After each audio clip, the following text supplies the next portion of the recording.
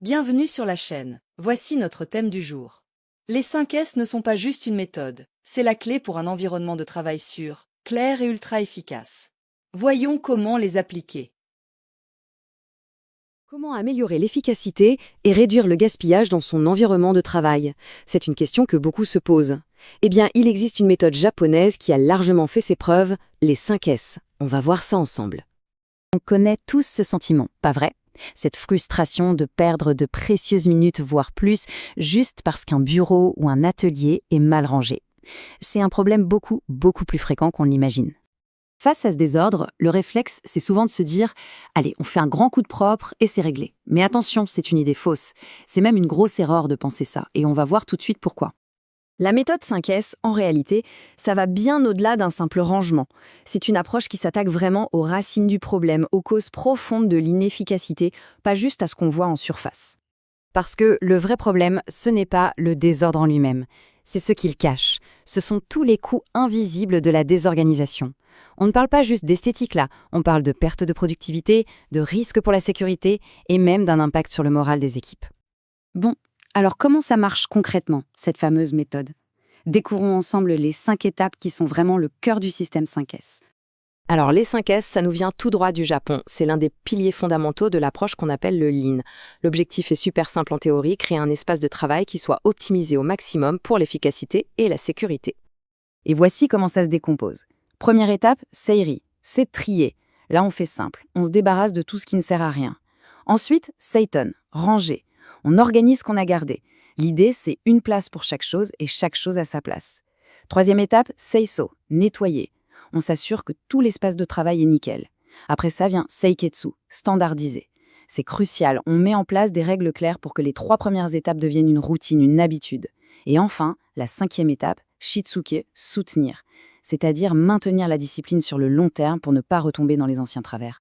La théorie, c'est une chose, mais dans la vraie vie, ça donne quoi tout ça? Regardons un peu l'impact concret, que ce soit dans un atelier de production ou dans un environnement de bureau classique. Alors là, accrochez-vous bien. L'impact sur la productivité est juste spectaculaire.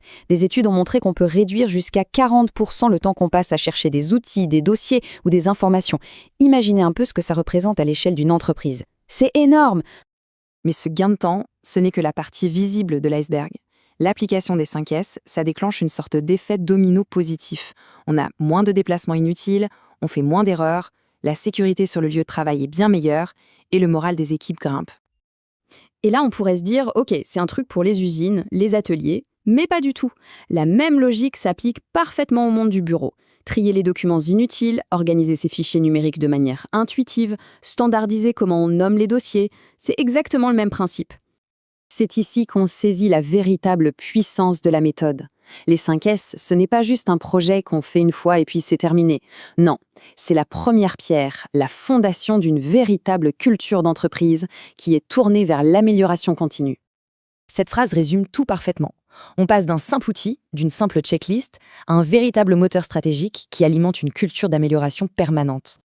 Autrement dit, en intégrant ces principes, une organisation se donne les moyens, elle développe la discipline nécessaire pour ensuite se lancer dans des chantiers d'amélioration beaucoup plus vastes et ambitieux. Mais, et c'est un mais très important, la clé absolue du succès à long terme, c'est l'implication de tout le monde. Si les équipes participent, si elles construisent la solution avec la direction, alors elles s'approprient la méthode. Et c'est ça qui garantit que les bonnes habitudes vont vraiment durer. D'accord, tout ça a l'air super, mais par où est-ce qu'on commence ? Comment on se lance sans avoir l'impression de devoir gravir une montagne? C'est plus simple qu'on le croit. Le secret, c'est vraiment de commencer petit. On choisit une petite zone, un poste de travail, ce qu'on appelle une zone pilote. On implique à fond l'équipe qui y travaille. On mesure les gains, même les plus petits, et surtout, on communique sur ses succès. Chaque petite victoire va donner envie aux autres et créer une dynamique positive pour étendre la méthode petit à petit. Donc, s'il ne fallait retenir qu'une seule et unique chose de tout ça, ce serait celle-ci. Il ne faut jamais, au grand jamais, considérer les 5 S comme une simple opération de rangement. C'est bien plus que ça. C'est un puissant levier stratégique pour transformer en profondeur une culture d'entreprise. Et ça nous laisse avec une dernière question à méditer. Maintenant qu'on a vu tout ça, quelle est la première opportunité d'amélioration qu'on peut identifier, là, tout de suite, dans son propre espace de travail? Maintenant que vous connaissez les 5 S, relevez le défi. Appliquez-les cette semaine et racontez-nous vos résultats.